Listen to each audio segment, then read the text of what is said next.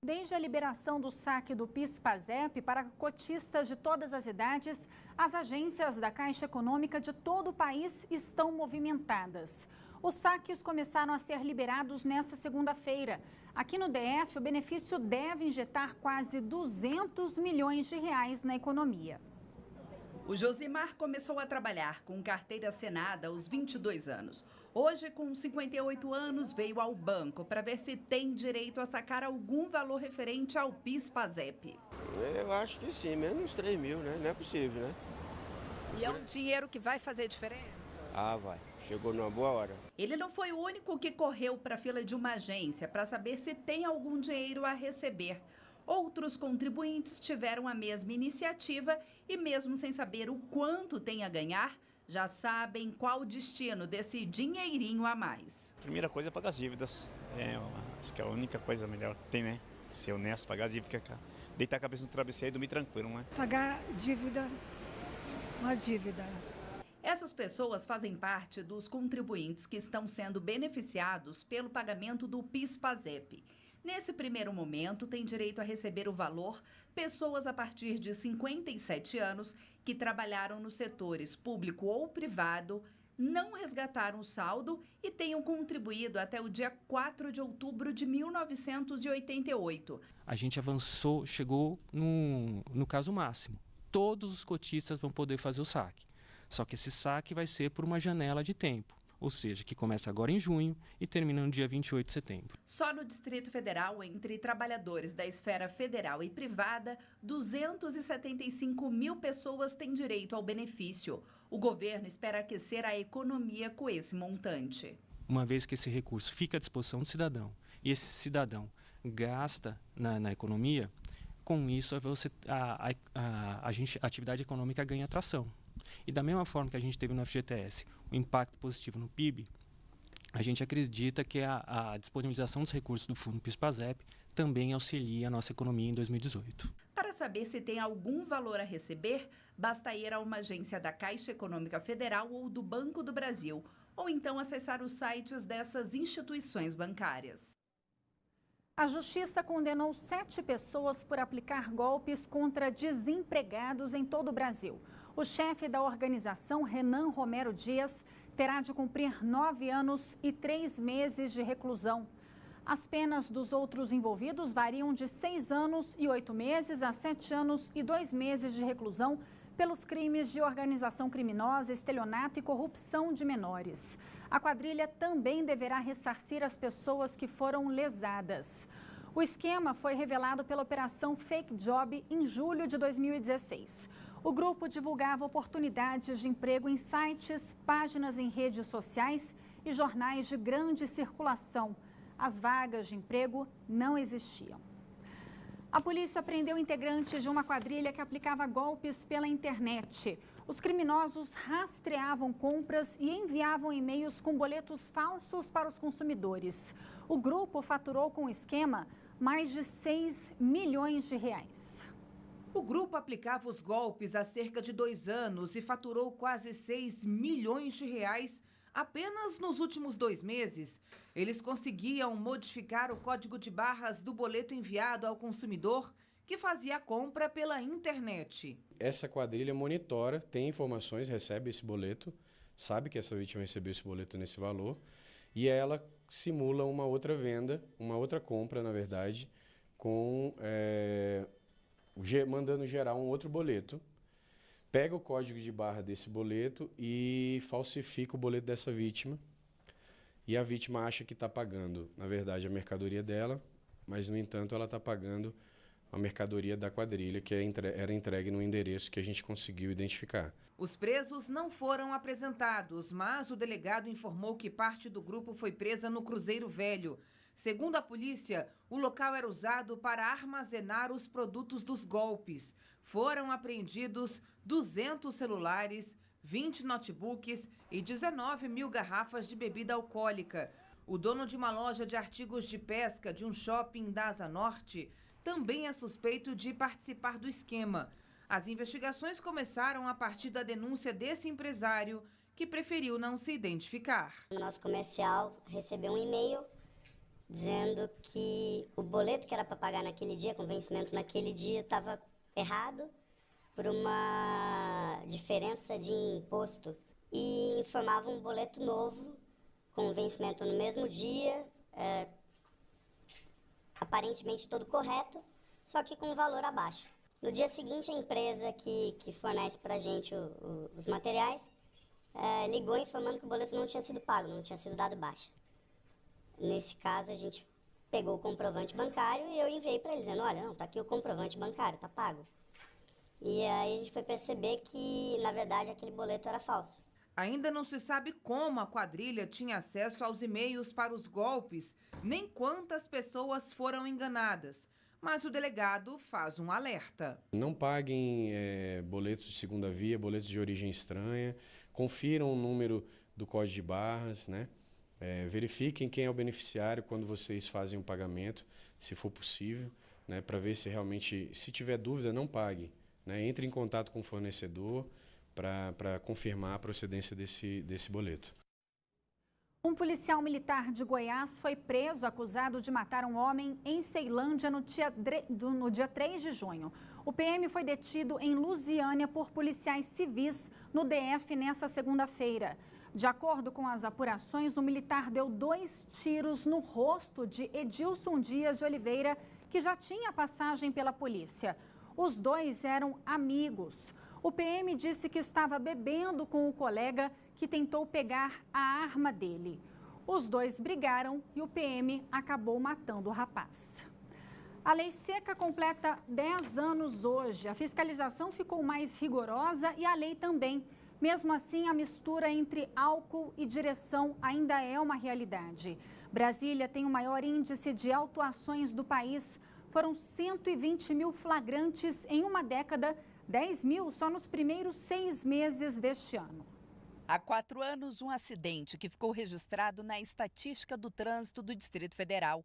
Alessandra Oliveira, de 33 anos, e a filha Júlia, de 1 ano e 7 meses, perderam a vida após o carro em que elas estavam ser atingido por um outro, que era dirigido por Rafael Janovic, que tinha ingerido álcool. Mesmo passado esse tempo, a família ainda sente as dores da perda. Por isso que é importante prevenir, entendeu? Porque isso não tem o que fazer. A dor da nossa família vai ser aliviada em pensar que essa pessoa vai ser responsabilizada pelo que fez.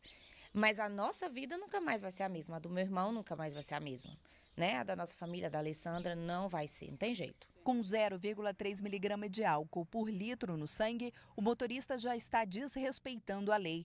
Mais constantemente, casos de acidentes de carro envolvendo pessoas bêbadas são registrados nas pistas do Distrito Federal. Mesmo podendo causar todo esse sofrimento na vida de outras pessoas, ainda tem motoristas sob o efeito do álcool saindo por aí. Em 10 anos que a lei seca entrou em vigor, mais de 120 mil foram autuados. Só este ano, 10 mil motoristas foram parados em fiscalizações e multados por terem bebido. Um dado preocupante é o número de pessoas que voltam a cometer esse tipo de infração.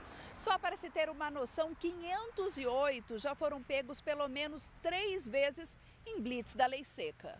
Se trata de pessoas que são dependentes do álcool e nós precisamos que a legislação mude no sentido de obrigar essas pessoas a se tratarem para poder continuar dirigindo, para poder ter um veículo em sua propriedade. As ações são intensificadas para que a gente possa manter em queda o número de mortes e feridos aqui no Distrito Federal. De acordo com o Código de Trânsito Brasileiro, dirigir após o consumo de álcool é infração gravíssima, com multa no valor de quase R$3 mil e a suspensão do direito de dirigir por 1 ano. E com essa imposição de tolerância zero, a Ludmila acredita que a mentalidade do motorista está mudando, mas a passos lentos. Mas pensando no carro, pensando na multa, em transtorno, né, de ficar tanto tempo sem carteira ou de responder até ação penal, porque agora responde. Mas eu acho que mesmo que seja por esse motivo, é muito positivo. A mudança da lei tem conseguido mudar. Hoje é normal você sentar num bar e escutar uma pessoa falar que não vai dirigir. Antigamente não existia isso. O atendimento às gestantes no posto de saúde da 613 Sul está prejudicado há mais de 2 meses. As informações com Cláudio Marcos, direto do estúdio da Band News FM. Oi, Cláudio, boa noite para você. Oi, Juliana, boa noite, seja bem-vinda.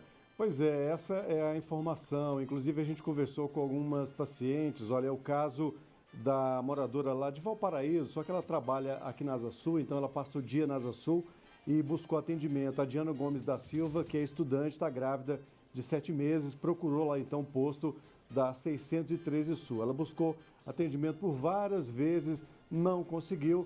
A resposta que ela teve é que não tinha médico, acabou procurando atendimento particular, teve que pagar do próprio bolso para conseguir atendimento, afinal de contas, ela está com a gravidez já aí adiantada, poderia ter algum comprometimento, né? Agora, o que diz aqui a Secretaria de Saúde, segundo a diretora de atenção primária da região de saúde central, a Maria Inês Guedes, esse local passou por uma reestruturação da Secretaria de Saúde em abril para se tornar uma unidade básica de saúde. Além disso, ela afirmou que há 8 médicos na unidade, no entanto, 4 estão afastados. Do restante, 2 são específicos do programa Saúde da Família, que podem realizar o pré-natal, assim como os enfermeiros. Diz que também a expectativa da direção de atenção primária é que todos os médicos que não são da saúde da família sejam substituídos em toda a rede até o mês de julho. Vamos torcer para que essa situação, então, seja normalizada, viu, Juliana? É um caos eterno, parece, né, Cláudio? Obrigada, boa noite para você.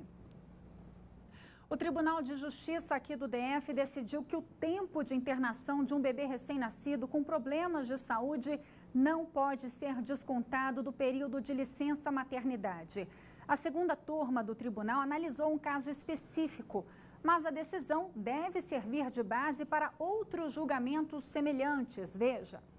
A mãe de uma bebê que nasceu com síndrome de Down e complicações cardíacas recorreu à segunda turma do Tribunal de Justiça do DF depois que teve o pedido negado pela primeira instância. Ela queria que a licença maternidade começasse a ser contada a partir do momento em que a filha recebeu alta da UTI, onde ficou internada durante 3 meses e meio, ou seja, quase todo o período da licença. Os magistrados aceitaram o recurso em caráter liminar por unanimidade. Eles entenderam que a internação prolongada de bebês com problemas de saúde impede a concretização de uma das finalidades da licença maternidade, que é a de convivência entre a mãe e os filhos, e, portanto, a licença deve se iniciar somente após a saída dos bebês da UTI. O governo do DF publicou um decreto que concede isenção tributária progressiva às companhias aéreas que lançarem voos internacionais saindo daqui. A repórter Érica Blenny tem ao vivo mais informações. Oi, Érica, boa noite para você. Olá, boa noite, Juliana, boa noite a todos. Pois é, o que significa isso, né? Isenção tributária progressiva. Explicando de uma forma mais simples, simplesmente as companhias aéreas vão pagar menos imposto desde que forneçam, disponibilizem mais voos internacionais saindo daqui de Brasília. Essa medida ela vai valer para o ICMS do querosene no Distrito Federal, ou seja, quanto mais voos internacionais, maior será o abatimento do ICMS no querosene daqui do DF. Hoje esse imposto é de 7%, aliás, hoje esse imposto é de 12%, com o abatimento essas empresas podem aí passar a pagar apenas 7% desse imposto. Só para se ter uma ideia, para que essa empresa consiga esse abatimento, ela deve ter 28 ou mais frequências de voos internacionais por semana e pelo menos 55 voos diários nacionais. Juliana, o decreto, ele prevê também que isso ocorra a partir de janeiro do ano que vem. A medida, além de agradar as companhias aéreas, ela visa também estimular o aumento desse número de voos internacionais saindo aqui de Brasília. No momento, Brasília tem apenas 5 voos internacionais sem escala. Em contrapartida, a estimativa da própria Secretaria de Fazenda é que o DF abra mão aí de 47 milhões de reais, Juliana. Tá certo. Obrigada, Érica. Boa noite para você. E é sobre esse o tema, o comentário de hoje de Cláudio Humberto. Antes tarde do que nunca, o GDF recuou da decisão pouco inteligente de aumentar para outra vez reduzir o ICMS do querosene de aviação para voos internacionais. Como já aconteceu antes, isso deve movimentar o aeroporto e a economia da cidade. Foi por isso que poucos anos atrás Brasília ganhou voos diretos para os Estados Unidos, Europa, vários países da Europa e também para países vizinhos. Era uma beleza. Barateou as viagens para os brasilienses e, de quebra, muita gente de outros estados próximos viajavam partindo de Brasília, movimentando hotéis, restaurantes, outros setores de serviço. Tudo caminhava bem até que o GDF aumentou o ICMS e as empresas foram cancelando os voos, um a um, quase todos, restaram apenas 5. Agora o GDF recuou dessa política isolacionista, criando um sistema muito inteligente, que barateia o ICMS na medida em que os voos partindo de Brasília forem mais frequentes. Pena que só vai vigorar em 2019. Mas, como disse, antes tarde do que nunca. A Secretaria de Mobilidade prorrogou a vistoria dos carros que rodam fazendo transporte por aplicativo. A medida vale para as placas de final 8, 9 e 0. As demais terminações já passaram por inspeção. O novo prazo é dia 31 de julho. O motorista que não estiver com a vistoria em dia pode perder a autorização e está sujeito a multa de R$ 2.000. Cerca de 150 indígenas e quilombolas fizeram o protesto em frente ao Palácio do Planalto hoje à tarde. A manifestação foi para cobrar a ampliação de bolsas de graduação para estudantes indígenas e quilombolas. O programa do MEC dá ajuda financeira a alunos matriculados em cursos de graduação oferecidos por instituições federais de ensino superior. Os manifestantes queriam ter uma audiência com os ministros da Educação, Rocieli Soares, e da Casa Civil, Eliseu Padilha. Veja a seguir, conta de luz vai ter aumento a partir de sexta-feira. A gente volta já já.